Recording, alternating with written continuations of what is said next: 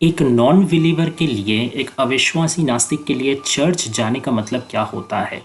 Church से अगर उसका रिलीजियस इंपॉर्टेंस छीन ले तो वो क्या बचा हुआ रहेगा?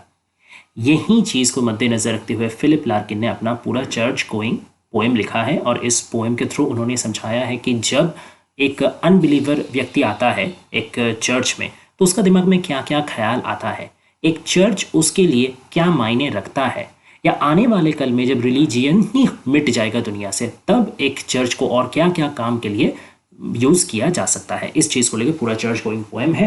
तो आज हम लोग इस पोएम को लाइन बाय लाइन डिस्कस करेंगे। काफ़ी लंबा पोएम है लेकिन बने रहेगा साथ में, हर लाइन को हम लोग अच्छे से समझेंगे, डिटेल से समझेंगे। Okay, so let's start this video.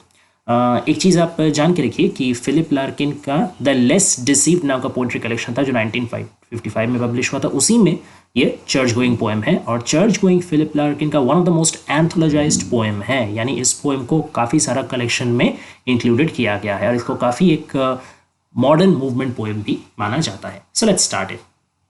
Once I'm sure there's nothing going on, I step inside, letting the door thud shut. यानी जब once I'm sure, एक बार जब मैं निश्चित हो जाता हूँ, there's यानी there is nothing going on कि कुछ नहीं चल रहा है, I step inside तब मैं अंदर घुसता हूँ। तो एक बार जब मैं श्योर हो जाता हूँ, निश्चित हो जाऊँ कि अंदर कोई काम नहीं चल रहा, अंदर कुछ चल नहीं रहा, अंदर सब खाली है, तभी मैं अंदर आता हूँ। कहाँ के अंदर आता हूँ? चर्च के अंदर आता हूँ। Letting the door third shut, door को, दरवाजे को क्या बंद करते हो?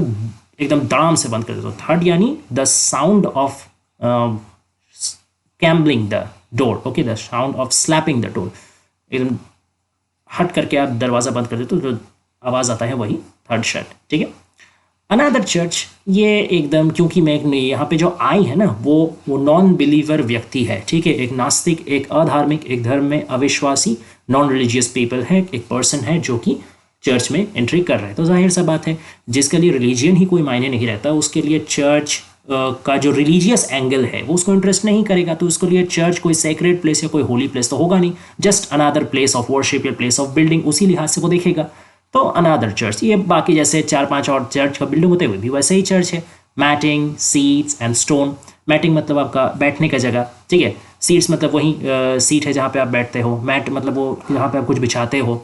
स्टोन स्ट्रक्चर रहता है, ठीक है। And little books, little books मतलब यहाँ पे बाइबल का बात किया जा रहा है। तो सोचिए बाइबल को कितना, वो क्रिश्चियनिटी का सबसे बड़ा सेक्रेड बुक है, ठीक है ना, the main source of Christianity that is Bible. लेकिन क्योंकि ये एक नॉर्मल नॉन बिलीवर व्यक्ति है, इसीलिए उसको बाइबल से कोई लेना देना है नहीं, इसके लिए बाइबल सिर्फ एक किताब ही है और कुछ नहीं। तो इसलिए लिटिल बुक्स उसको वो डिग्रेड करके बता रहा। स्प्रॉलिंग्स ऑफ फ्लावर्स, स्प्रॉलिंग मतलब होता है स्प्रेडिंग, कि कुछ फूलों का गुच्छा एक साथ एकदम खोल के रखा हुआ है, ठीक है ना, एक गुलदस्ता जैसा। कट फॉर संडे, और इसको किस दिन के लिए रखा गया है? संडे के लिए, रविवार के दिन के लिए इसको रखा गया है। उस दिन बढ़िया से चर्च को सजाया जाएगा, ठीक है, गुलदस्तों से, इसलिए रखा गया है, फ्रेश करके रखा गया है। ब्राउनिश नाउ, लेकिन ये अब ब्राउनिश हो गया है, एकदम भूरे रंग का हो गया है। इसका मतलब क्या? ये सूख गया है, ठीक है, इसका फ्रेशनेस अब चल गया है, सूख गया है। Some brass and stuff up at the holy end, brass मतलब होता है पीतल का, और स्टफ मतलब कोई भी चीज़, तो कुछ पीतल जैसा कुछ चीज़ है वो Holi and, Holi in the sense the sacred and, मतलब जहाँ ऑल्टर होता है ना, जहाँ होली ऑल्टर रहता है क्राइस्ट का, वहाँ पे कुछ ब्रास का चीज़ लगा हुआ है। एक्चुअली यहाँ पे डेकोरेशन का बात किया जा रहा है, ठीक है, जो क्राइस्ट का ऑल्टर होता है उसको जैसे बहुत बढ़िया से उसमें डेकोरेशन किया जाता है, वहीं ब्रास डेकोरेशन को यहाँ पे सम ब्रास एंड स्टफ बोला जा रहा है। तो हर सुंदर ब्यूटीफुल होली चीज़ को यहाँ पे बहुत ही कॉमन प्लेस चीज़ की तरह से दिखाया जा रहा है, क्योंकि जो स्पीकर है वो खुद ये सब चीज़ में डिसइंटरेस्टेड है, दैट्स वाई, ठीक है। But the small neat organ, neat यानी क्लीन, स्मॉल यानी छोटा, organ in the sense musical instrument, तो काफ़ी छोटा सा एकदम साफ सुथरा एक ऑर्गन है, एक म्यूजिकल इंस्ट्रूमेंट रखा हुआ है, ठीक है, होली म्यूजिक जब प्ले होगा उसके लिए, प्रेयर के लिए। And a tense musty ignorable silence, और क्या है? एकदम चुप्पी साधी हुई है, ठीक है, कोई है नहीं, क्योंकि जाहिर सा बात है वो व्यक्ति ये इंश्योर करके ही घुसा है कि अंदर कुछ चल नहीं रहा हो, तो अंदर कोई नहीं है, पूरा चर्च खाली है, तो जाहिर सा बात है साइलेंस ही होगा। लेकिन ये साइलेंस पीस गिविंग साइलेंस उसके लिए नहीं है, ठीक है। जनरली जो साइलेंस होता है, खास करके चर्च के अंदर का साइलेंस, जो बिलीवर्स होते हैं, जो धार्मिक विश्वासी लोग होते हैं, उनके लिए वो पीस गिविंग होता है, मन को शांति देने वाला होता है। लेकिन ये नॉन बिलीवर आदमी के लिए ये साइलेंस काफ़ी ही टेंस है, ठीक है, ये साइलेंस काफ़ी वॉरिंग है, काफ़ी चिंताजनक है, ठीक है, वो काफ़ी एक डिस्टेबलाइजिंग इफेक्ट है इस साइलेंस का, ठीक है। मस्टी, मस्टी यानी एक बहुत ही स्टेल, बासी किस्म का, ठीक है, जिसमें कोई फ्रेशनेस नहीं हो। अनइग्नोरेबल, अनइग्नोरेबल का मतलब होता है जिसको आप इग्नोर नहीं कर सकते। ये साइलेंस ऐसा है जिसको आप इग्नोर नहीं कर सकते, जो काफ़ी टेंशन प्रदान कर रहा है, ठीक है, जो काफ़ी फ्रेश एकदम नहीं है, disturbing kind of silence. Brood, god knows how long, brood मतलब कि आपका क्रिएटेड, ठीक है, तो ये साइलेंस एकमात्र गॉड ही जानते हैं, भगवान ही जानते हैं कितना दिन से ये साइलेंस यहाँ पे ऐसे पड़ा हुआ है, मतलब साइलेंस को जैसे क्रिएट करके फेंक के रख दिया गया है, इसीलिए साइलेंस अभी फ्रेश भी नहीं है, यानी बहुत दिन से ये साइलेंस है। कितना दिन से कोई नहीं जाने, सिर्फ भगवान जानते हैं। Hatless, I take off my cycle clips in awkward reference, तो हैटलेस यानी मैं हैट नहीं हूँ, हैट में उतार के रखता हूँ, मेरे पास हैट नहीं है। अच्छा, ये भी एक चीज़ जान के रखिए कि जब भी कोई चर्च के अंदर जाया जाता है तो आदमी अपना जो चप्पल है या हैट है वो उतार के रखता है as a form of reverence, as a form of their respect, ठीक है, उनका श्रद्धा का एक अस्तित्व का स्वरूप से वो लोग अपना हैट या मोजा जूता ये सब खोल के रखते हैं। तो ये व्यक्ति हालांकि ये नॉन बिलीवर है, इसका कोई रिलीजियस सेंटिमेंट है नहीं, लेकिन फिर भी ये अपना हैट उतार दिया है, ये हैट पहन के नहीं घुसा है। I take off my cycle clips, वो अपना साइकिल क्लिप भी उठा के रख दे रहा है, साइकिल क्लिप भी हटा के अंदर घुस रहा है। साइकिल क्लिप क्या है? ये जब आप एक बाइकर है, बाइक राइडिंग करते हैं या साइकिल राइडिंग करते हैं तो आपका जो जॉगर्स होता है या ट्राउज़र या पैंट जो भी कह लीजिए, उसको एक मेटल क्लिप्स के सहारे मतलब स्टिक करके रखा जाता है, गार्ड करके रखा जाता है, ताकि पैडलिंग का दौरान कोई साइकिल का कोई चेन में या पैडल में आपका ट्राउज़र या पैंट का कोई हिस्सा फंस नहीं जाए, इसलिए उसको थोड़ा क्लिप दे के अलग से डिफरेंट करके रखा था, उसी को साइकिल क्लिप बोला जाता है। तो वो जब साइकिल से करके आ रहा था, ठीक है, तो उसने साइकिल तो पार्क बाहर कर दिया, लेकिन साइकिल क्लिप भी बाहर रख के अंदर घुसा। क्यों?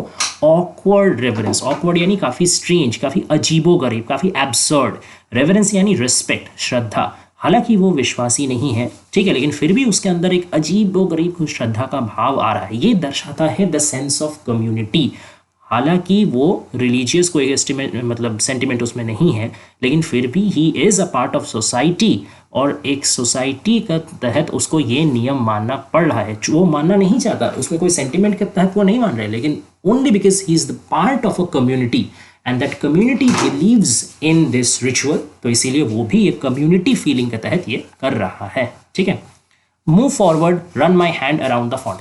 अब ये जो नेक्स्ट स्टैंजा है, इसमें वो चर्च के अंदर घुस गया है और चर्च का अंदर का सारा डिस्क्रिप्शन दे रहे चर्च के अंदर क्या क्या रहता है, ठीक है, क्या क्या काम उसमें होता है, ओके, और वो जाके क्या क्या देख रहा है। तो मूव फॉरवर्ड वो आगे बढ़ता है, run my hand around the font. अब मैं अपना हाथ फैला रहा हूँ कहाँ पे? फॉन्ट पे। फॉन्ट यानी a container for holy water, जो पवित्र पानी रहता है जिससे काफ़ी एब्ल्यूशंस होते हैं या भी और बढ़िया सेक्रेट काम होते हैं, तो उसको रखने का एक जो आधार है, जो कंटेनर है, उसको फॉन्ट कहा जाता है। तो मैं उस होली वाटर का कंटेनर पे हाथ फिरा रहा हूँ। From where I stand the roof looks almost new clean और रिस्टोर्ड।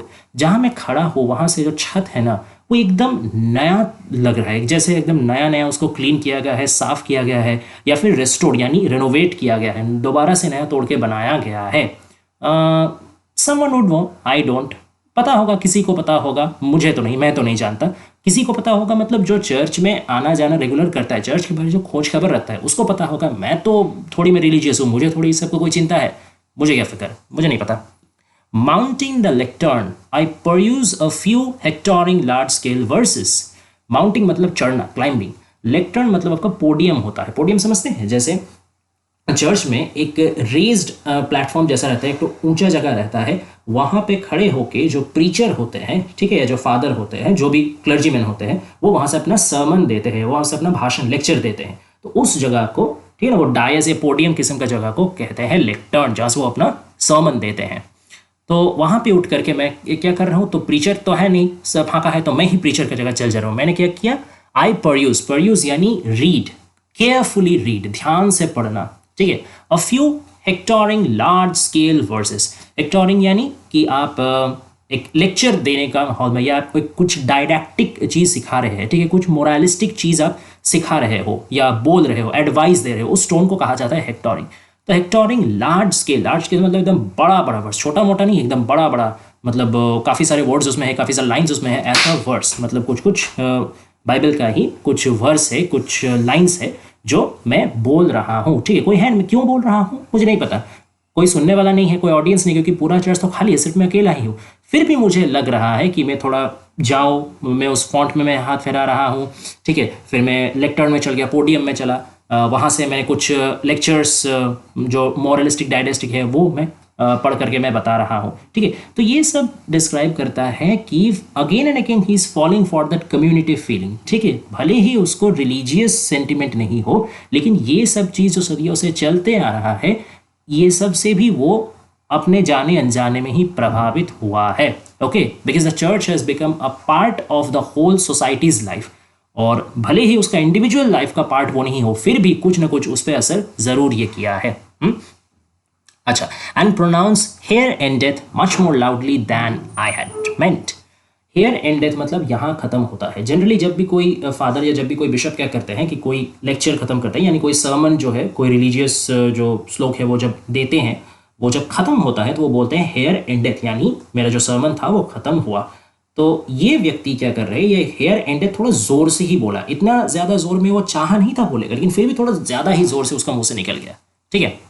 अब इसका ये भी एक छुपा हुआ मीनिंग हो सकता है कि हेयर एंड डेथ मतलब खत्म होता है, तो वो मन मन में शायद उसका एक सबकॉन्शियस में चल रहा होगा कि ये जो रिलीजियसनेस है, ठीक है, या ये सब सरमन देना या ये सब चीज़ करना, तो ये सब चीज़ का कोई अभी मतलब नहीं बनता है, तो ये सब खत्म कर देना ही सही रहेगा, okay. So that is why वो हेयर एंड डेथ ये शब्द को ज्यादा जोर से उच्चारण कर रहा है, okay. The echoes स्निगर briefly. Eeco का मतलब है कि जो आपका प्रतिध्वनि, ठीक है ना, वो जो बोल रहा है कि हेयर एंड डेथ वो बोल रहा है, तो जैसे वो जोर से बोला तो उतना ही जोर से उसका इको आया। क्यों इको आया? क्योंकि पूरा चर्च तो खाली है, कोई तो है नहीं, तो खाली जगह में और ज्यादा इको होगा। और जैसा लग रहा है कि हेयर एंड डेथ वो बोला, उसी का प्रतिध्वनि आया, वो जैसे उसी को मॉक कर रहा है। स्निगर यानी मॉक करना, ठीक है, व्यंग करना। तो जैसे उसी को व्यंग करके उसी को बोल रहा है here endeth, here endeth, जैसे उसका ही खात्मा होने वाला है, ठीक है। तो वो थोड़ा सा डर गया या थोड़ा सा मतलब अनईजी फील किया। बैक एट द डोर, अब वो कहाँ चला आया? अब डोर में चला आया, दरवाजे में चला आया। दरवाजे के पीछे क्या है? आई साइन द बुक। अब ये कौन सा बुक वो साइन किया? एक यहाँ पे कम्युनिटी बुक, चर्च में कम्युनिटी बुक रहता है कि आप जिस दिन प्रेयर, कम्युनिटी प्रेयर जब होता है, एक साथ मिलकर जब प्रेयर होता है, तो उस दिन जो आप आए हैं तो एक आपका नाम साइन करना होता है, अटेंडेंस जैसा कि हाँ मैं आया हूँ, ठीक है। तो वो उस बुक में साइन करता है। क्यों साइन करता है? पूरा चर्च तो खाली है, कोई कम्युनिटी प्रेयर तो हो नहीं रहा। फिर भी देखिए ये सब चीज वो कर रहा है ना, कि लेक्टर्न में चढ़ रहा है, हेयर एंड डेथ बोल रहा है, होली वाटर को पे हाथ फेरा है, फिर साइन कर रहा है, ठीक है। ये सारा चीज बार बार दर्शा रहा कि ये जो एक्टिविटीज है ना, चर्च का जो एक्टिविटीज, ये जितना ना रिलीजियस है उससे भी ज्यादा कहीं सोशल या कम्युनल लेवल में पहुंच गया है। कम्युनल वर्ड थोड़ा मतलब यूज करना, मैं सांप्रदायिक अर्थ में इसको यूज नहीं कर रहा हूँ, एक कम्युनिटी अर्थ में यूज कर रहा हूँ, ठीक है। कि एक गोष्ठी, ठीक है, एक ग्रुप जो कुछ एक्टिविटी एक साथ मिलकर करता है, एक सोशल कलेक्टिविटी है, कलेक्टिव अनकॉन्शियस में ये घुस गया है। ये उसको चाहे कोई नॉन बिलीवर भी इसका इफेक्ट को इनकार नहीं कर सकता, कोई नॉन बिलीवर भी इसका इफेक्ट को ठुकरा नहीं सकता, ठीक है। इसलिए वो भी कर रहा है ये सब चीज। I sign the book, donate an Irish 6 pence. अब वो एक डोनेशन भी दे रहा है, ठीक है। जैसे चर्च में कोई कोई अपना डोनेशन देता है, तो अब ये बंद चर्च है, इसमें अभी कोई हो नहीं रहा, अभी वो डोनेट करे तो अच्छे से पता है कि उसका जो भी पैसा वो 6 पेंस मतलब 6 पेनी वो डोनेट कर रहा है। आयरिश तो आयरलैंड का वो है, ठीक है। तो आयरलैंड में चलने वाला जो 6 पेनी है वो डोनेट कर रहा है। अब उसको बड़ा अच्छे से पता है कि इस पैसा कोई काम में नहीं जाएगा, क्योंकि चर्च ही तो फाका है, कौन क्या काम करेगा। फिर भी जानबूझ के, ये जानते हुए भी कि ये इनफेक्टिव है, ये वर्थलेस है, फिर भी वो डोनेट कर रहा है।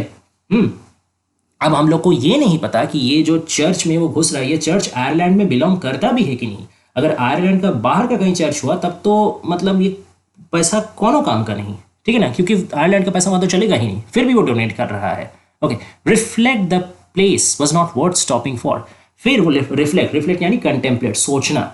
तो ये सब चीज करके मैं क्या सोचा कि ये जो जगह है ना, ये ठीक खड़े रहने या इस जगह में ज्यादा समय बिताने का लायक ये जगह है नहीं, तो मैं डोनेट करके साइन करके मैं निकल पड़ा।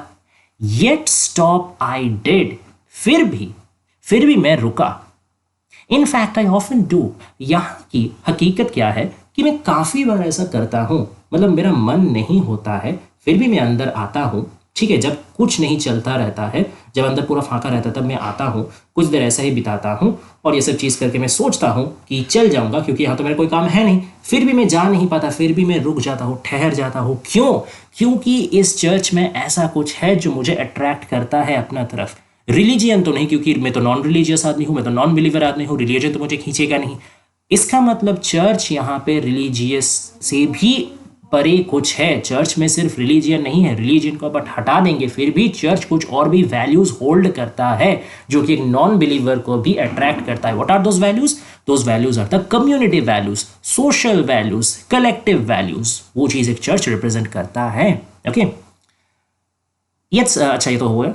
And always and much at a loss like this, और हमेशा मैं ऐसा ही लॉस में एंड करता हूँ। अच्छा, यहाँ पे लॉस इन द सेंस कि वो कंफ्यूज्ड रहता है, ठीक है, कि हमेशा मैं ऐसे ही एक कंफ्यूजन में मेरा खत्म होता है। हर चर्च में जब भी मैं आता हूँ और बाहर से जाता हूँ, कभी मैं एक डिफाइनिंग मेरा अंदर कुछ नहीं रहता कि हाँ मैं इस वजह से चर्च में आया था, ये वजह मेरा पूरा नहीं हुआ तो मैं चर्च से जा रहा हूँ। मैं चर्च में घुसता क्यों हूँ वो भी मुझे सही से नहीं पता, फिर मैं मतलब जब निकलता भी हूँ क्यों वो भी मुझे सही से नहीं पता, और निकलने का कोशिश में मैं बार बार रुक क्यों जाता हूँ, क्या मुझे अट्रैक्ट करता है वो मुझे सही से ना पता नहीं चलता, लेकिन कुछ तो अट्रैक्ट करता है, कुछ की वजह से तो मैं यहाँ रुकता हूँ, इसलिए कंफ्यूज रहता हूँ मैं।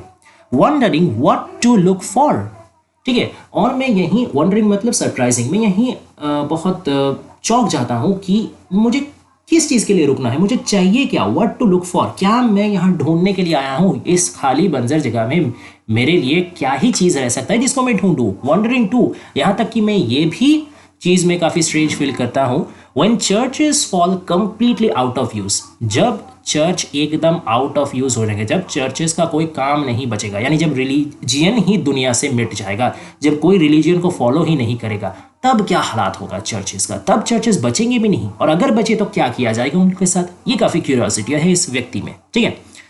What we shall turn them into, जब चर्च या रिलीजियन चल जाएगा या चर्च का अहमियत ही चल जाएगा, तब ये चर्चेस को हम लोग क्या करेंगे, गिरा देंगे या तोड़ देंगे या फिर क्या करेंगे, यूज क्या होगा, क्या तब इसका यूज क्या बचा रहेगा।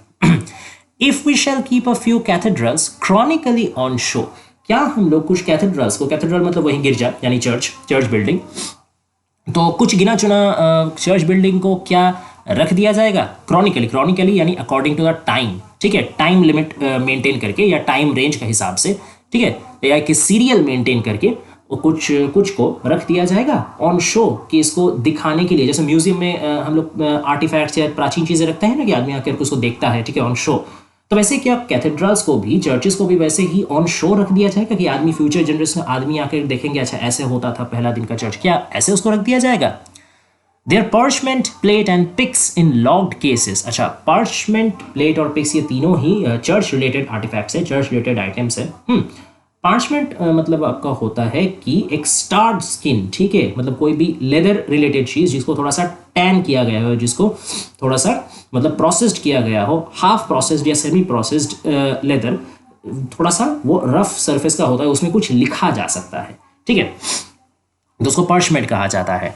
प्लेट मतलब आपका डोनेटिंग कंटेनर भी कहा जा सकता है, कि वो कोई एक प्लेट या कोई एक कंटेनर जहाँ पे आदमी डोनेट कर रहा हो उसको भी कहा जा सकता है, या फिर कोई मेटालिक प्लेट को भी कहा जा सकता है। जैसे चर्चेस के पास भी तो कुछ कुछ वैल्यूएबल मेटल्स रहते हैं, जैसे गोल्ड रहता है या फिर मान लीजिए कुछ सिल्वर रहा, तो उस चीज़ों को भी यहाँ पे प्लेट हिसाब से बताया जा सकता है, या कोई डोनेटिंग काउंटर को भी बताया जा सकता है। पिक्स क्या है, पिक से आपका एक छोटा सा राउंड शेप का कंटेनर रहता है, जहां पे यूकैरिस्ट जब फेस्टिवल होता है या यूकैरिस्ट जब ओकेशन होता है तो फूड और वाइन वहां पे दिया है। अब यूकैरिस्ट क्या चीज़ है, यूकैरिस्ट एक ट्रेडिशन है, ठीक है, ये माना जाता है कि जीसस क्राइस्ट उनका क्रूसिफिक्शन से ठीक पहले रात जब आखिरी डिनर में, इसको लास्ट सपर बोला जाता है, ठीक है, तो लास्ट माइकल एंजेलो ने बहुत बढ़िया एक चित्र इसके ऊपर रखा था, एकदम वर्ल्ड फेमस पेंटिंग है last supper by Michelangelo, ठीक है। तो जब जीसस क्राइस्ट ने अपना क्रूसिफिक्शन से ठीक पहले दिन अपने सारे डिसाइपल्स को लेकर के डिनर में बैठे थे, तब वो सबको थोड़ा थोड़ा करके ब्रेड और वाइन दिए थे और बोले थे ये ब्रेड मेरा बॉडी का एक सिंबल है, मेरे बॉडी का एक हिस्सा है, और जो वाइन है ये मेरा ब्लड का एक हिस्सा है, जो ब्लड मैंने शेड किया है दूसरों के भलाई के लिए, दूसरों के रिडेम्पशन के लिए, ठीक है। तो तुम लोग ये ब्रेड मेरा ही मेमोरी में, ये ब्रेड और वाइन हमेशा हर साल ये तुम लोग थोड़ा थोड़ा करके सबको देना, ठीक है। तो इसी को यूकैरिस्ट बोला जाता है, इस ट्रेडिशन को यूकैरिस्ट के। ओके, तो taking some bread and wine as a symbol of Christ blood and Christ body. ठीक है, इसको यहाँ तक कि काफ़ी अस्वस्थ लोग या काफ़ी सिक लोग को भी ये दिया जाता है इस लिहाज से कि वो लोग थोड़ा स्वस्थ हो जाएंगे, कुछ मिरेकल कुछ मैजिकल हो। ठीक है, तो जो कंटेनर में वो रखा जाता है ब्रेड और वाइन, उसी को पिक्स बोला जाता है। ठीक है, तो ये जो पिक्स हो गया, पार्चमेंट हो गया, ठीक है, फिर आपका प्लेट हो गया, ये सबको लॉक्ड केसेस में रखा जाएगा। ठीक है, जैसे म्यूजियम में रखा जाता है ना, एकदम गार्ड करके कि देखो कांच का जार में कि देखो एकदम पुराना सामान है, एंटिक सामान है, तो ऐसे इसको भी रखा जाएगा। आदमी लोग आके इसके भी देखेंगे, है ना। And let the rest rent free to rain and sheep. और ये तो चलो सब चर्चेस के साथ तो नहीं करिए, कुछ कुछ गिना चुना चर्चेस का जो काफ़ी ब्यूटीफुल है, काफ़ी एंटिक है, उसके साथ किया जाएगा। जो बाकी चर्चेस है उनको क्या किया जाएगा? क्या उनको बारिश में एक रेंट फ्री शेल्टर के तौर पे दे दिया जाएगा, या उनको कुछ कैटल्स के लिए, जैसे शीप, भेड़ बकरी या कोई कैटल, कोई पशु पक्षी जानवर, वो लोगों का रहने के लिए एक रेंट फ्री शेल्टर के तौर पे ये लोग को दे दिया जाएगा, मतलब यूज़ किया जाएगा? या फिर बारिश के टाइम में कोई आकर के इसमें खड़ा रह सके, शेल्टर रह सके, उस हिसाब से इसको यूज़ किया जाएगा। कोई रेंट नहीं लिया जाएगा, रेंट फ्री कर दिया जाएगा। कैसे इसको यूज़ किया जा सकता है? Shall we avoid them as unlucky places, या फिर हम लोग को चर्च में कुछ काम धंधा रखना ही नहीं चाहिए, उसको अवॉइड करना चाहिए, क्योंकि वो अनलकी प्लेसेस है।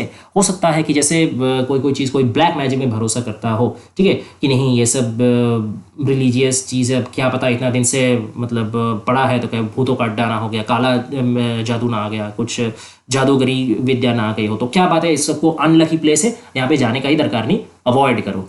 तो काफ़ी सारा पॉसिबिलिटीज़ यहाँ पे जो स्पीकर है ना वो सोच रहे हैं, ठीक है, कि क्या इसको मतलब पॉजिटिव यूज़ किया जा सकता है, सोशल यूज़ किया जा सकता है, या फिर इसको अनलकी प्लेस मान के इसको अवॉइड करना ही बुद्धिमानी का काम होगा। देखिए और भी है, और after dark will dubious women came to make their children touch a particular stone, या फिर जब सनसेट हो जाएगा, अंधेरा छा जाएगा, उसके बाद डूबियस वुमेन आएंगे। डूबियस यानी यहाँ सुपरस्टिशियस, ठीक है, अंधविश्वास रखने वाले, ठीक है, कुछ जो वुमेन है वो आएंगे, ठीक है, to make their children touch a particular stone.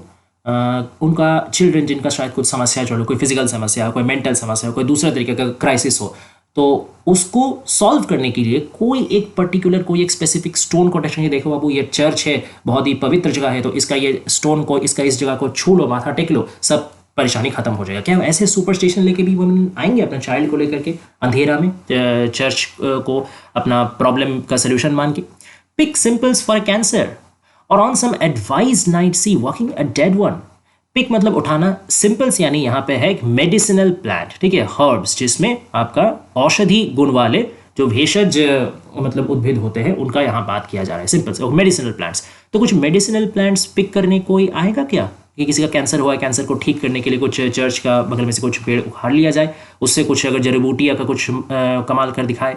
और ऑन सम एडवाइज नाइट, या फिर कोई स्पेशल रात में, ठीक है, कि आज का रात में, जैसे हम लोग यहाँ तांत्रिक वांत्रिक उपदेश देते हैं ना कि ये पूनम का रात में, इस एकादशी के रात में जाओ, तुम्हारा ये होगा वो होगा, ठीक है, तो कोई ऐसा स्पेशल एडवाइस होगा कि इस पर्टिकुलर रात में वो जाएंगे चर्च में, शायद किसी को मतलब कोई उनका एंसेस्टर होगा या उनका कोई फ्रेंड होगा जो ऑलरेडी डेथ हो गया है, लेकिन उसको देखने के लिए कि अभी वो कैसा है, ठीक है, क्या ये सब होगा?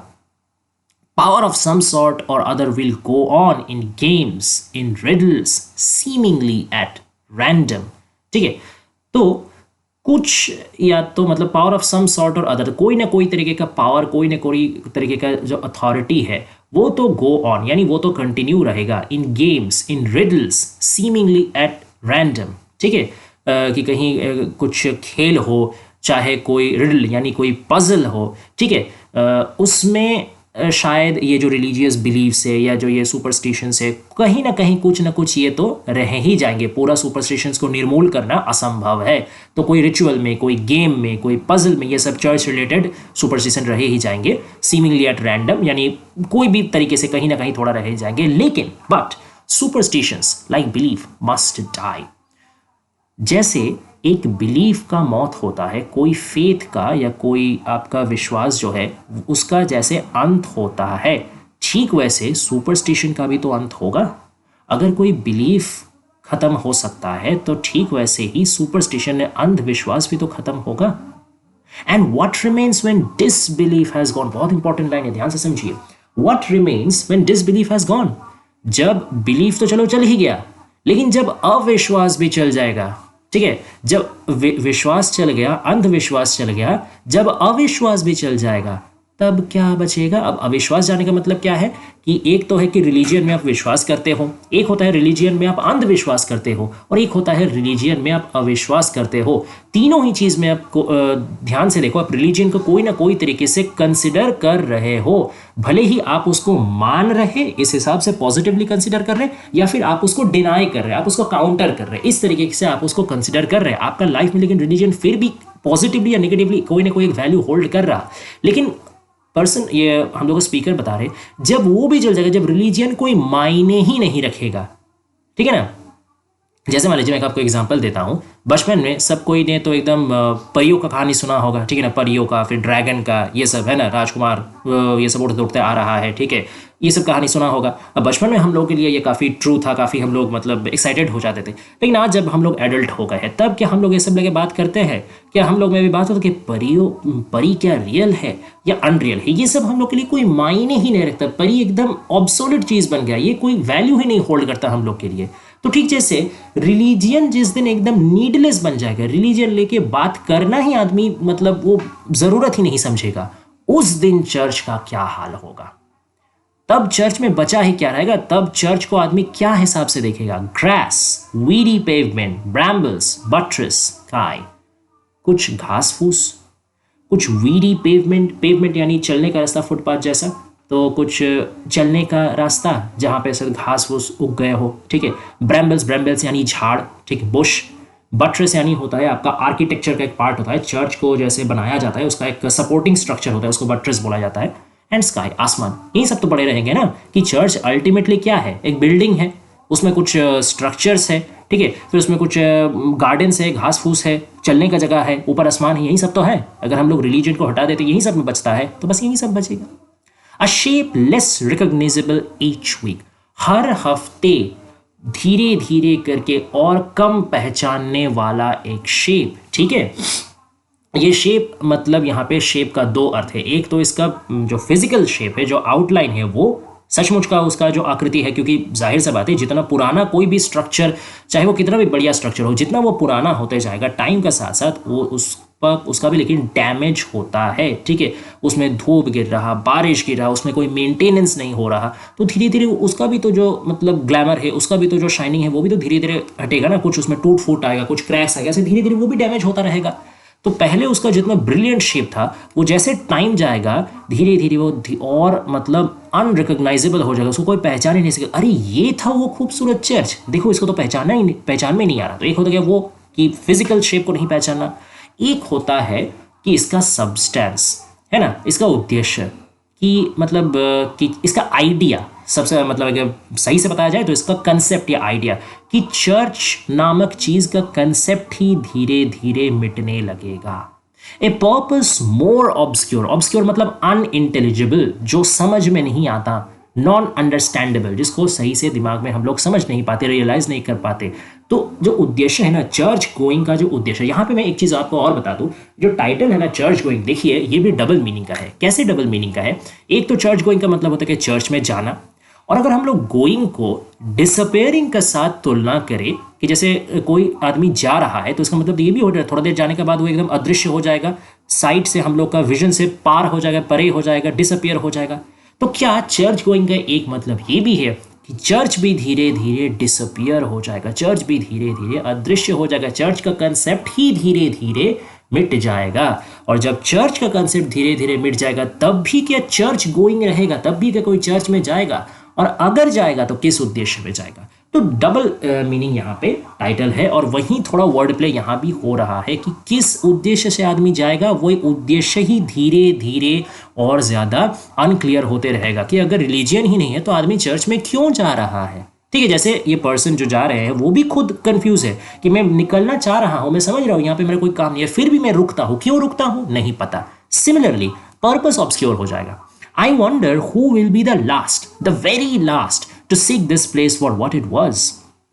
मैं कभी कभी ये सोचता हूँ काफ़ी मतलब सरप्राइज होके, स्ट्रेंज फील करके, कि एकदम आखिरी the last, the very last, एकदम आखिरी व्यक्ति वो कौन होगा जो to seek this place, seek मतलब ढूंढना, जो यही प्लेस को मतलब चर्च को ढूंढेगा, चर्च में आएगा फॉर व्हाट इट वाज, जो चर्च को पहले से पहचानता था। ठीक है, कि चर्च में क्या होता है, चर्च में प्रेयर होता है, चर्च एक रिलीजियस प्लेस है, चर्च में सारा कम्युनिटी चीज़ होता है। ठीक है, बर्थ के लिए, मैरिज के लिए आदमी जाता है। ठीक है, तो ये सब जिसको चर्च के बारे में पता है। ठीक है, ऐसा कौन वो लास्ट व्यक्ति होगा जो चर्च के बारे जान करके चर्च में जाने वाला आखिरी आदमी होगा। ठीक है, वन ऑफ द क्रू, अब वो कुछ ऑप्शंस दे रहे खुद ही, वो हम लोग का स्पीकर कुछ ऑप्शन दे रहे, one of the crew that tap and jot and know what rood lofts were. क्या वो कोई क्रू मेंबर होगा, क्या वो कोई टीम मेंबर होगा जो जाएगा वहां पे टैप करेगा, टैप यानी थोड़ा सा मतलब नॉक करना, ठोकना, हल्के से ठोकना, हो सकता है कि वो कुछ मरम्मती के लिए जा रहा हो, हैमर से कुछ टैप कर रहा हो, एंड जॉट, जॉट यानी कुछ नोट डाउन करना, लिखना, कि हो सकता है वो कुछ मेंडिंग के लिए, कुछ मरम्मत के लिए गया हो और वहाँ पे कुछ मेजरमेंट का नाप वो ले रहा हो, लिख रहा हो कि ऐसे ऐसे इतने इतने मरम्मत करना पड़ेगा, यहाँ ये सब चीज़ रिनोवेट करना पड़ेगा। ठीक है, व्हाट रूड लॉफ्ट्स वर, और क्या उसको पता होगा कि रूड लॉफ्ट क्या चीज़ होता है। रूड लॉफ्ट का मतलब होता है एक आपका ऊंचा जगह जहाँ पे रूड यानी जो क्रूसिफिक्स यानी जो क्रॉस में आप लोग देखते हो ये क्रिश्चियन लोग हमेशा अपने गला में एक छोटा सा क्रॉस प्लस साइन का एक क्रॉस पहन के रहता है। ठीक है, तो वो एक्चुअली वो क्रूसिफिक्स है। क्रूसिफिक्स मतलब एक्चुअली जो एकदम बड़ा वाला जो क्रॉस था जहाँ पे जीसस क्राइस्ट को एकदम क्रूसीफाई कर दिया गया था, उनको नील से ठोक ठोक के वहीं पे उनको मतलब मार दिया गया था, जो यहूदी लोग उनको मारे थे, तो उसको रूड बोला जाता है। रूड यानी वो क्रूसिफिक्स।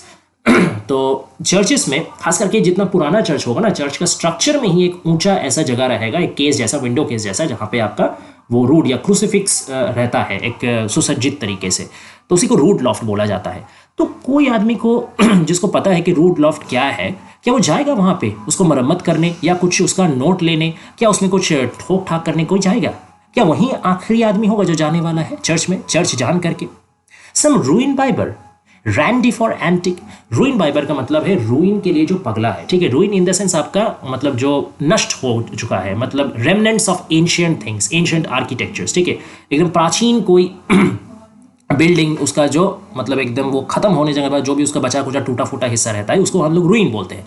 बाइबर मतलब एक्चुअली बिबर या बाइबर जो भी बोले, इसका मतलब है कि अल्कोहल लवर। तो जैसे एक अल्कोहल लवर के लिए अल्कोहल एकदम एसेंशियल चीज होता है, तो वैसे ही वो सब व्यक्ति जिनका लिए एक रूइन कलेक्टिंग या एंटी कलेक्टिंग एक नशा है, एकदम मतलब वाइन का नशा जैसे एक नशा है, तो जो रूइन के लिए पागल है, ठीक है, जो एंटिक्स के लिए पागल है, क्या वो आखिरी आदमी होंगे जो जाएंगे कि चलो ये अब तो चर्च एंटिक पीस गए, अब इससे कुछ आर्टिफैक्ट लेते हैं, या एंटिक पीस में एंटिक चीज़ को देखने का ही जो उनका नशा है वही नशा पूरा करने के लिए जाएंगे? क्या वो आखिरी आदमी होंगे? या फिर रैंडी फॉर एंटिक, रैंडी मतलब यहाँ पे लस्टफुल। ठीक है, अब जाहिर सा बात है कि चर्च एक चीज़ को देखे के, एक बिल्डिंग को देखे कोई थोड़ी ही किसी में सेक्सुअल डिजायर आता है, लेकिन ये वर्ड जानबूझ करके पोएट ने प्रयोग किया है कि सेक्सुअल डिजायर आने पे आदमी जितना एक्साइटेड हो जाते हैं, कोई एंटिक चीज़ देख करके भी आदमी उतना ही एक्साइटेड हो जाता है, मतलब उस लेवल का एंटिक का दीवाना जो होगा। ठीक है, तो क्या वही एंटिक पागल आदमी, क्या वही लास्ट आदमी हो जो चर्च में जाएगा? और क्रिसमस एडिक्ट, या फिर कोई क्रिसमस एडिक्ट, ठीक है, मतलब जो क्रिसमस के लिए पागल हो, क्रिसमस को लेकर ऑब्सेस्ड हो। ठीक है, counting on a whiff of gown and bands and organ pipes and myrrh. तो जो क्रिसमस के लिए पागल होगा, जाहिर सा बात है वो तो चर्च में जाएगा ही जाएगा। ठीक है ना, क्योंकि चर्च क्रिसमस जो अच्छे से सेलिब्रेट करना चाहता है वो तो चर्च में जाकर ही करेगा, क्योंकि उसका रिलीजियस बिलीफ है। तो क्या वो जाएगा? काउंटिंग ऑन अ व्हिफ, तो विफ मतलब सम पार्ट। ठीक है, तो क्या वो काउंटिंग ऑन मतलब विश्वास करना या विश्वास रख के, तो क्या वो उसी विश्वास को अपना टटोलने जाएगा फिर से, कि जो विश्वास से वो पहले जाता था? गाउन एंड बैंड्स, गाउन मतलब आपका रोब या ड्रेस। ठीक है, जो प्रीचर्स लोग होते हैं ना, या जो फादर लोग चर्च में होते हैं जो आपका रिलीजियस सर्मन्स देते हैं, वो एक लंबा ढीला ड्रेस पहनते हैं, उसको ही गाउन बताया जा रहा है। एंड बैंड्स, बैंड्स यानी उन लोग का नेक में एक स्पेशल वेयर रहता है, एक स्पेशल कपड़ा का स्कार्फ जैसा रहता है, उसको बैंड बोला जाता है। तो गाउन एंड बैंड मतलब the typical dress of a religious preacher. ठीक है, तो गाउन एंड बैंड्स मतलब क्लर्जी मैन, यहाँ पे एक तरह से क्लर्जी मैन के जैसे ड्रेस को यहाँ पे डिस्क्राइब किया जा रहा है। And organ pipes, organ pipes में वही म्यूजिकल इंस्ट्रूमेंट जिसको होली प्रेयर के टाइम में बजाया जाता है। एंड मिर, मिर एक तरीके का एक प्लांट सब्सटेंस है, ठीक है, एक जिसको जो फ्रैग्रेंट रेजिन है, ठीक है, प्लांट में से भी कुछ कुछ हम लोग को सब्सटेंस, कुछ सेमी लिक्विड सब्सटेंस मिलता है जो काफ़ी सुगंधी होता है। इसको है ना हम लोग एज ए इंसेंस यूज़ करते हैं, धूप का जैसे यूज़ करते हैं, ठीक है, जब प्रेयर होता है तो इसको जला देते हैं या इसको यूज़ करते हैं ताकि एकदम पूरा रूम एकदम फ्रैग्रेंस से फिल हो जाए, एकदम सुगंध से पूरा रूम भर जाए। तो मिर वैसा एक फ्रैग्रेंस आइटम है, ठीक है। तो ये सब चीज़ क्या है कि एक माहौल को दर्शा रहा है कि क्रिसमस जब होता था तब वो लोग जाते थे, सब कोई लोग जाते थे, ठीक है, एकदम बढ़िया बढ़िया कपड़े में, ठीक है, गाउन में और बैंड में सज्जित होकर के प्रीचर्स लोग प्रीच करते थे, क्रिसमस के लिए स्पेशल सरमन्स होता था, ठीक है, होली प्रेयर होता था, इंसेंस जलता था, फ्रैग्रेंस होता था, ऑर्गन पाइप से मतलब एकदम सुमधुर आवाज़ आता था। तो ये एक बहुत ही सुंदर सा एक परिवेश क्रिएट होता था। क्या वही परिवेश को, वही माहौल को फिर से टटोलने के लिए कोई जाएगा चर्च में? क्या वही आखिरी आदमी होगा जो चर्च समझ करके चर्च में जाएगा? और will he be my representative, या फिर चर्च में आखिरी कदम रखने वाला मेरा ही कोई प्रतिनिधि होगा? Board, uninformed, knowing the ghostly silt dispersed, yet tending to the cross of ground, जो कि बोर्ड होगा, जिसको रिलीजियन में कोई इंटरेस्ट होगा ही नहीं, अनइन्फॉर्म्ड, जिसको सही से रिलीजन के बारे कुछ पता भी नहीं होगा, knowing the ghostly silt dispersed, ठीक है, तो उसको पता रहेगा कि सिल्ट यानी एक्चुअली सेडिमेंटेशन होता है कि कोई मतलब पानी का कोई भी नदी या कुछ पॉन्ड होता है, लेक होता है, उसका अंदर है ना एकदम कुछ नरम मिट्टी सेडिमेंट हो जाता है, उसी को सिल्ट बोला जाता है। तो द गोस्टली सिल्ट डिस्पर्स्ड, उसको पता है कि जो नरम मिट्टी का मतलब मिट्टी को भी तो कुछ कुछ रिचुअल्स में यूज़ किया जाता है ना, तो वो ऑलरेडी डिस्पर्स हो चुका है, वो ऑलरेडी टूट के बिखर चुका है। Yet tending to this cross of ground, फिर भी इस ग्राउंड में, फिर भी इस इलाके में, फिर भी इस ज़मीन में, चर्च का इस ज़मीन में जो क्रॉस है, ठीक है, यो क्रॉस एक तरीके से क्या है, वो क्रॉस एंटी गोस्ट माना जाता है। ये जो गोस्टली सिल्ट बताया जा रहा है, मतलब शायद हो सकता है कि कोई गोस्ट को भगाने के लिए, कोई भूत को भगाने के लिए, कोई जिन को भगाने के लिए जो उसका पुतला है या कुछ मिट्टी है, उस मिट्टी को लेकर कोई रिलीजियस रिचुअल्स किया जा रहा है, उस मिट्टी को बिखेर दिया जा रहा है, ठीक है। तो उसको पता है, मैं मेरा जैसा जो प्रतिनिधि है उसको अच्छे से पता है कि भूत भूत बोल के अभी कोई चीज़ नहीं बचा, या कोई भूतिया काज क्रियाकर्म को रोकने के लिए भी उसको चर्च में जाने का दरकार नहीं, लेकिन फिर भी वो जा रहा है, फिर भी वो क्रॉस के प्रति आकृष्ट है, फिर भी वो जो प्योरिटी का प्रतीक है, फिर भी वो जो रिलीजियन का प्रतीक है, जो पॉजिटिव एनर्जी का प्रतीक है, उसका तरफ वो खींचा जा रहा है। क्यों? थ्रू सबर्ब स्क्रब, स्क्रब यानी आपका बुश, छोटा छोटा झाड़, सबर्ब यानी कि सेमी टाउन एरिया, ठीक है, जो टाउन और विलेज का मिडिल स्टेट होता है उसको सबर्ब हम लोग बोलते हैं, छोटा छोटा वेरी स्मॉल टाउन। तो जो छोटा टाउन में जो है, या एकदम आपका कुछ बुश वाला, कुछ झाड़ वाला इलाके में से क्यों वो क्रॉस के पास जाएगा? क्योंकि because it held unspilt so long and equably what since is found only in separation, क्योंकि इस इलाके ने, इस बिल्डिंग ने, जिसको हम लोग चर्च बोलते हैं, इसने इतना दिन तक अनस्पिल्ड मतलब यूनाइटेड, एकत्रित करके इसने पकड़ के रखा था। किस चीज़ को? सो लॉन्ग, और बहुत दिनों तक, सदियों से पकड़ के रखा था एक साथ। किसको? कम्युनिटी को, आदमी को, सोसाइटी का पीपल को एक साथ पकड़ के रखा था। चर्च में आदमी जाता था, उसमें एक सोशल फीलिंग आता था, सब कोई लोग एक साथ गैदर होते थे, ठीक है। तो वो चीज़ आज नहीं है। सो लॉन्ग, इतना दिनों से, और इक्वेबली यानी calmly, without any disproportion, without any exception, ठीक है, कोई झगड़ा झमेला का बिना, कोई परेशानी के बिना, एक समानता से इतना सदियों से उसने एकजुट करके रखा था कम्युनिटी को। What since is found only in separation, और उसके बाद से, मतलब चर्च के जाने का बाद से आज तक वो सब चीज़ जो चर्च ने एक साथ बांध के रखा था, आज सिर्फ वो अकेले अकेले में होता है, सेपरेशन आज, और उसमें कोई कम्युनिटी फीलिंग नहीं है, आज उसमें कोई गैदरिंग नहीं है। क्या है वो चीज़? Marriage and birth and death and thoughts of this. पहले शादी भी होता था तो वो भी चर्च में जाके होता था, ठीक है, क्योंकि उसको पवित्र माना जाता था। बर्थ भी होता था वो भी काफ़ी चर्च में, मतलब बैप्टिज्म होता था, न्यूबॉर्न बेबी को लेके जाया जाता था, उसका नामकरण होता था, उसका एब्ल्यूशन होता था, उसको होली वाटर से धुलाया जाता था, नहलाया जाता था, ताकि उसका एकदम फ्रेश लाइफ मिले, ठीक है। फिर डेथ में भी चर्च में एक डेथ रिचुअल्स होता था, ठीक है, डेथ बेल बजता था, चर्च यार्ड में उसको कबर दिया जाता था, ठीक है ना। तो ये सब चीज़, चाहे मैरिज हो, चाहे बर्थ हो, चाहे डेथ हो, ठीक है, मतलब पूरा लाइफ ही एक तरीके से from the starting of the life to the end of the life, ठीक है, हर बड़ा बड़ा चीज़, हर एक मोमेंट को चर्च एक साथ बांध के रखता था, सब कोई आदमी एक साथ मिलते थे। लेकिन आज ना तो बर्थ के टाइम कोई चर्च में जा रहा, ना डेथ के टाइम कोई चर्च में जा रहा, ना मैरिज के टाइम कोई चर्च में जा रहा।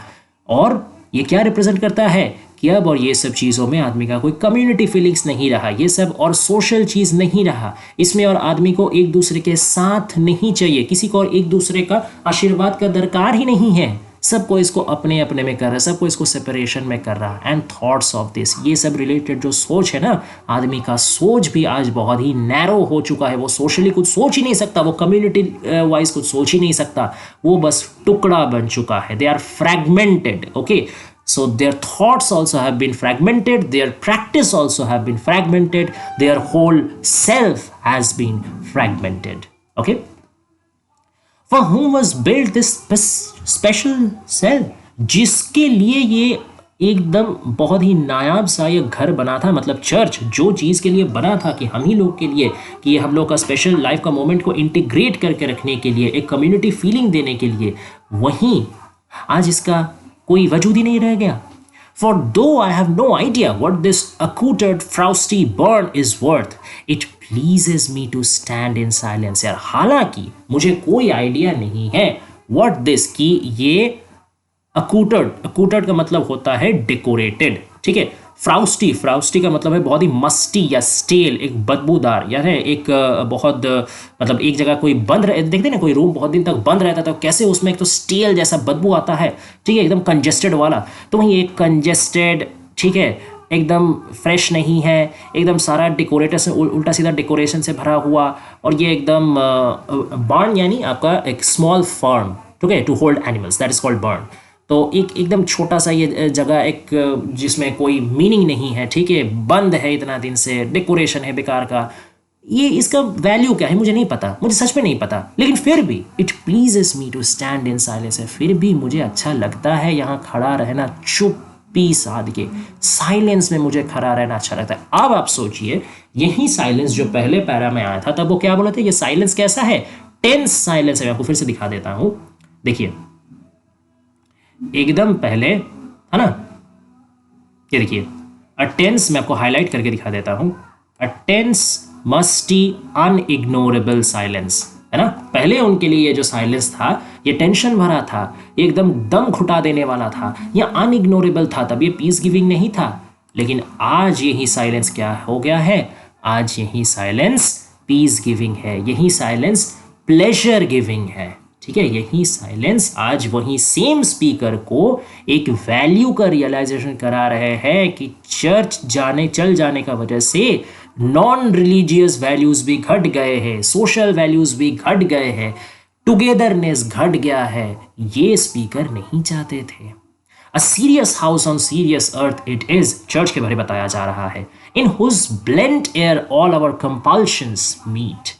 तो सीरियस अर्थ, ठीक है, एक सीरियस धरती के ऊपर ये एक सीरियस घर है, एक सीरियस बिल्डिंग है, serious in the sense a grave, जहां पे इंपॉर्टेंट एंड सीरियस टॉपिक्स को लेके सोच आता है, life, death, marriage, fellow feeling, community, togetherness, society, ये सब कोई खिलवाड़ वाला चीज़ नहीं है, ये सब काफ़ी इंपॉर्टेंट चीज़ है हम लोग को लाइफ में, और इसको लेके इंपॉर्टेंटली सीरियसली हम लोग को सोचना चाहिए।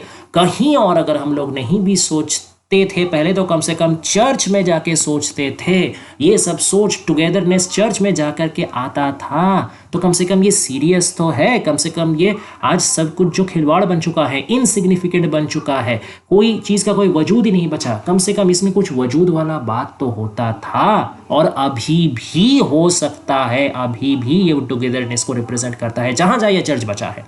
इन हुज ब्लेंट एयर, जिसका एयर में ही, जिसका हवा में ही, जैसे जिसका यहाँ हवा में इन द सेंस जिसका परिवेश में, जिसका एटमॉस्फेयर में आके ही हम लोगों का सारा जो कंपल्शन यानी इंस्टिंक्ट, हम लोग का जो बेसिक डिज़ायर्स है, बेसिक नीड्स है, वो सारा जैसे यहीं आकर के मीट होता था, यहीं आकर के सेटिस्फाई कंप्लीट होता था।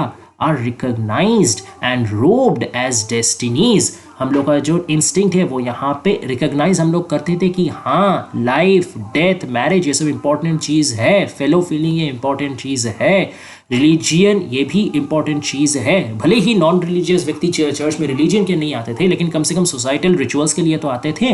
तो एक कंट्रोल्ड, एक गाइडेंस उनको यहाँ से मिलता था। ठीक है, हर जीवन का कोई परेशानी, कोई इंपॉर्टेंट चीज़ यहाँ पे वो रिकग्नाइज कर पाते थे, और डेस्टिनी को भी वो यहाँ पे वो देख पाते थे। एंड रोब्ड एज डेस्टिनीज की कुछ इंस्टिंक्ट है जिसको भाग्य का दर्जा दिया जाता था। ठीक है, किसी का भाग्य अच्छा है, किसी का डेस्टिनी अच्छा है, तुम्हारा डेस्टिनी ही ये है। ठीक है, कि कोई मान लीजिए को बहुत हार्ड वर्क कर रहा है, किसी का जीवन में शांति नहीं आ रहा, तो उसको भी ऐसे बताया जाता था कि कोई बात नहीं, तुम्हारा डेस्टिनी में ज़रूर अच्छा होगा, यही तुम्हारा डेस्टिनी, तुम करो, भगवान ज़रूर अच्छा करेंगे। तो एक थोड़ा सा भी जो शांति मिलता था, एक थोड़ा सा भी जो मीनिंग मिलता था, एक थोड़ा सा भी जो पर्पस मिलता था, अभी तो कम से कम वो भी नहीं मिल रहा। कम से कम पहले ये तो वैल्यू था। And that much never can be absolute. और ये जो मीनिंग है, ये जो पर्पस है, ये कभी नहीं मिट सकता। भले ही रिलीजियन मिट सकता है, भले ही रिलीजियसनेस मिट सकता है, भले ही पूरा दुनिया एक दिन नास्तिक हो जा सकता है, लेकिन दुनिया से कभी life, death, marriage, togetherness, societal feeling ये नहीं मिट सकता। जब तक इंसान जिंदा है तब तक उसको ये सब चीज़ मानना ही पड़ेगा, because they are their instinct से, उनका कंपल्शन से, ये उन लोग का चॉइस नहीं है। तो यहां आकर के स्पीकर एक तरीके से चर्च को एसेंशियल मान रहे हैं, है ना। ये चर्च जाना एक चॉइस नहीं है, ये एसेंशियल है। भले ही आप जिंदगी में 2 बार जाए, 3 बार जाए, या 40 बार जाए, या 40,000 बार जाए, लेकिन जाना आपको पड़ेगा ही। भगवान को अगर सुनने के लिए नहीं हो, अपना कुछ चीज़ मांगने के लिए नहीं हो, तो कम से कम अपना जो इंस्टिंक्ट्स है उसको एक नाम देने के लिए, उसका पहचान के लिए, उसका कंप्लीशन के लिए आपको जाना पड़ेगा, क्योंकि इंस्टिंक्ट्स आप कभी भी हटा नहीं सकते। That much never can be obsolete. Obsolete in the sense कि डिलीटेड, एकदम इसको आप मतलब एनाहिलेट नहीं कर सकते, इसको आप डिलीट नहीं कर सकते, ये कभी उड़ नहीं जा सकता, ये कभी मिट नहीं जा सकता। Since someone will forever B surprising, क्योंकि कोई ना कोई व्यक्ति रहेगा ही दुनिया में, कोई ना कोई व्यक्ति रहेगा ही ऐसा जो हमेशा क्या होगा, surprising, hunger in himself to be more serious, जिसका अंदर, अपने अंदर एक भूख होगा। किस चीज का भूख? खाने का भूख नहीं, a moral hunger, a psychological hunger, a philosophical hunger. किस चीज का? टू बी मोर सीरियस, जिसको लाइफ में थोड़ा सा और सीरियसनेस चाहिए, जिसको लाइफ में, जिसको अपना लाइफ को थोड़ा सा और इम्पॉर्टेंट कंसीडर करना है, जिसको अपना लाइफ को और थोड़ा अच्छे से ऑर्गेनाइज करना है, जिसको अपना लाइफ को एक गाइडेड वे में जीना है। हमेशा एक व्यक्ति रहेगा ही जिसको ये चाहिए होगा, और अपना वो चाहत ये कहाँ से मिटाएगा? चर्च जाकर के मिटाएगा। चर्च को हम लोग डिलीट नहीं कर सकते।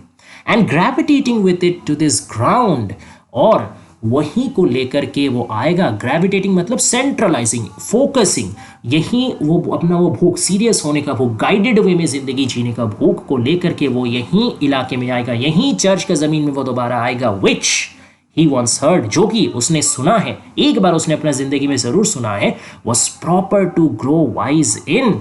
उसने भले ही फ्यूचर नेक्स्ट जनरेशन का कोई आदमी जिसने कभी चर्च जाया नहीं हो, जिसने कभी चर्च अपना आँख से देखा नहीं, लेकिन वो भले ही अपना दादा परदादा से बात तो ज़रूर सुना होगा कि चर्च नाम का एक जगह था जहाँ पे सब लोग जाते थे, सीरियस चीज़ वहाँ पर डिस्कशन होता था, और चर्च में जाके एक शांति मिलता था, वहाँ जाके एक मैच्योरिटी मिलता था। ये वो सुनेगा, और ये सुन करके उसका अंदर जो भूख है कि उसको जो गाइडेंस कहीं नहीं मिल रहा है, कैसे अपना लाइफ जीना है, कैसे सारा प्रॉब्लम को कंट्रोल करना है, कैसे मन को शांत रखना है, ये गाइडेंस उसको कहीं नहीं मिल रहा। तो ये सुन करके वो चर्च में जाएगा ही जाएगा, भले ही जिंदगी में 1 बार जाए, 2 बार जाए, लेकिन जाएगा।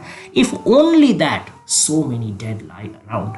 और अगर इसका सिर्फ एकमात्र वजह यही क्यों ना हो, क्योंकि चर्च के आसपास, क्योंकि पहले समय में क्या होता था कि चर्च यार्ड जो होता था वहीं पे आपको, वहीं को आपको ग्रेव यार्ड बना दिया जाता था, इंसान का डेड बॉडी को वहां पे कब्र दे दिया जाता था, ठीक है, चर्च का ग्रेव यार्ड में, चर्च यार्ड में। तो क्योंकि आसपास इतना आदमी का कब्र लिटाया हुआ हो, आसपास वो डेथ को महसूस कर पा रहा हो, अगर सिर्फ यही वजह से वो यहाँ पे सीरियस हो सकता है, सिर्फ यही वजह से आसपास में मृत्यु का उपस्थिति का कारण ही अगर वो अपना लाइफ को सीरियसली ले सकता है या उसमें संजीदगी आ सकता है, तो आए, लेकिन फिर भी वो जाएगा। चर्च को वो डिलीट नहीं कर सकता, चर्च को कोई डिलीट नहीं कर सकता। और लास्ट लाइन का ये भी मतलब निकल के आता है कि ठीक है, छोड़िए सारा चीज छोड़ दीजिए, लाइफ छोड़ दीजिए, मैरिज छोड़ दीजिए, टेंशन छोड़ दीजिए, सीरियसनेस छोड़ दीजिए, टुगेदरनेस छोड़ दीजिए, गोली मार रहे सब कोई भाड़ में जाए, डेथ को आप छोड़ सकते हैं क्या? डेथ को आप अपना जिंदगी से मिटा सकते हैं क्या? नहीं मिटा सकते। चाहे आप 2023 में जी रहे हो या 2 करोड़ 23 में जी रहे हो, कुछ फर्क नहीं पड़ता। जब तक इंसान पैदा हो रहा है तब तक डेथ होगा ही। और क्योंकि डेथ का सोच के साथ साथ आदमी को एक गाइडेडनेस का ज़रूरत होता है, उसको एक सीरियस थॉट का जगह चाहिए, तो चर्च का भी कभी भी इंपॉर्टेंस नहीं घटेगा। ठीक है, जब तक इंसान है तब तक चर्च भी रहेगा। तो ये था पूरा पोएम, आशा करते हैं आपको समझ में आया होगा। अगर वीडियो पसंद आए तो प्लीज़ सब्सक्राइब कर लीजिए चैनल को और नोटिफिकेशन बेल टर्न ऑन कर दीजिए, क्योंकि ऐसे ही और भी इंपॉर्टेंट पोएम्स हम लोग पोस्ट करते रहेंगे regularly. And thanks for watching guys, stay tuned, more videos are coming up.